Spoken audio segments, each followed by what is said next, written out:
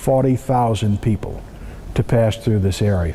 So many people came up to visit these two churches that public service actually put novena cars on their routes. You got to Canal Street and caught a streetcar that said novena, and the streetcar would bring you within walking distance of the churches, and the motorman would drop you off and tell you where to walk and how to get to the building. With the money that was collected from these novena services, the Redemptorists were able to renovate that altar and put a special treatment there to highlight the icon of Our Lady of Perpetual Help, which is the first modern copy of that icon made in modern times. The icon was painted in the 1400s in Byzantium, in Istanbul. And when the Turks seized Istanbul, the icon disappeared. It was spirited away to the island of Sardinia. And from Sardinia, it made its way to Rome. It was placed in the care of the Augustinian monks in their church in Rome. When Napoleon laid siege to Rome, the French army dropped an incendiary shell on the roof of the Augustinian church and burned it down. And the icon was thought to have been lost. It disappeared for about 20 years. And in the meantime, the Pope gave the land where the Augustinian church had been to the Redemptorists to build their mother church. And when they completed their mother church, the Augustinians showed up with the icon and gave it back to the Redemptorists. And it's been in the care of the Redemptorists ever since. It's something very special to Redemptorist churches and parishes.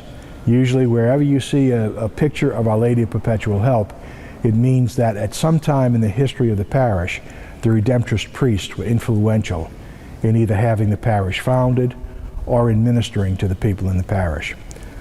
The last altar is the high altar. This altar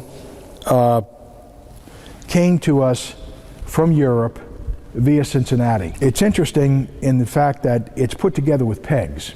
It's like a giant Chinese puzzle. There are very few nails used in the erection of this altar. It arrived about 10 years after the church was complete, because it was rather expensive.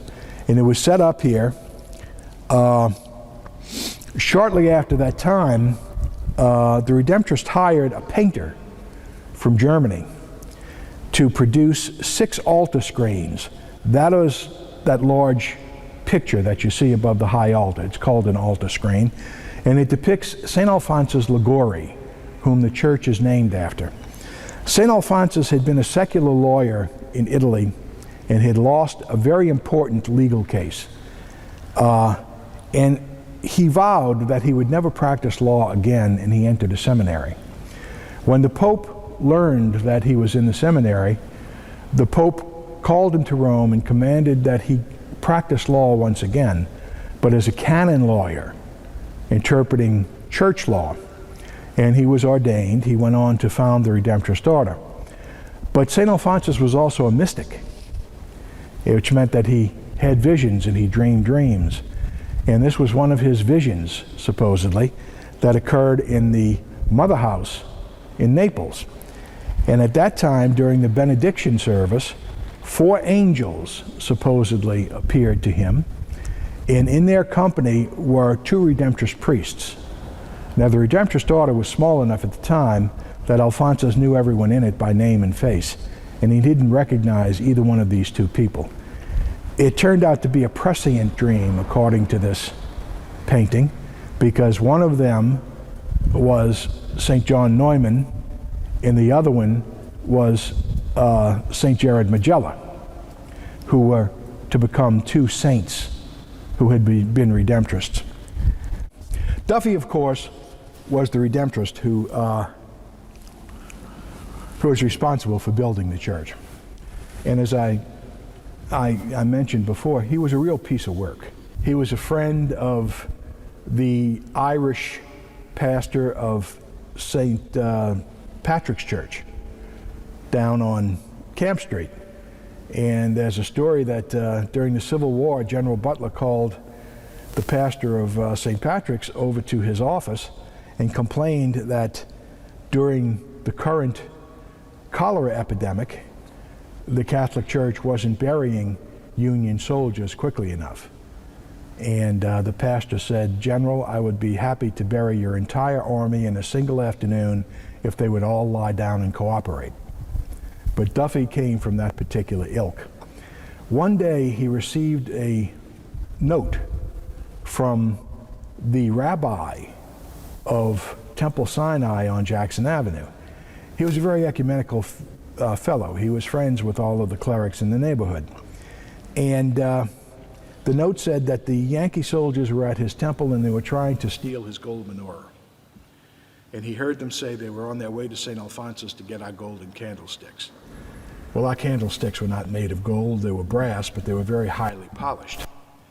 And in the time it took for the Union soldiers to march from near Annunciation and Jackson Avenue over to this church, Duffy called one of his altar boys, sent him out to the riverfront, and they gathered about 60 or 70 Irish whales.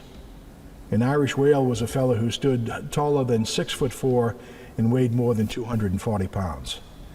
And they met the Union platoon in front of this church with their bailing hooks and their screwman's tools, and there was a minor skirmish of the Civil War fought in front of this church. We, of course, lost because the Yankees had muskets with bayonets, and they dragged Father Duffy over into the side yard and stood him up against the wall, and the officer in charge told him he was going to shoot him. And Father Duffy told him, "Do what you will, but remember I have friends of importance who reside along the Potomac." And he was not whistling Dixie. He was a personal friend of Abraham Lincoln. And as a matter of fact, he was one of the founders of the Republican Party in New Orleans. This officer took pause and he let Father Duffy go. Father Duffy is still with us. In the sanctuary of this church, most of the pastors of the church are buried who functioned in that capacity from the time the church was built until 1926. They're all up there: Duffy, Clark, Murphy, Mullane. There's a German fellow who sneaked in from across the street. His name is Gunderling, but he's the only one. And there was also a Redemptorist brother who was buried in there, who was the functioning brother in the parish for about 35 years. So they're all together in the sanctuary of the church.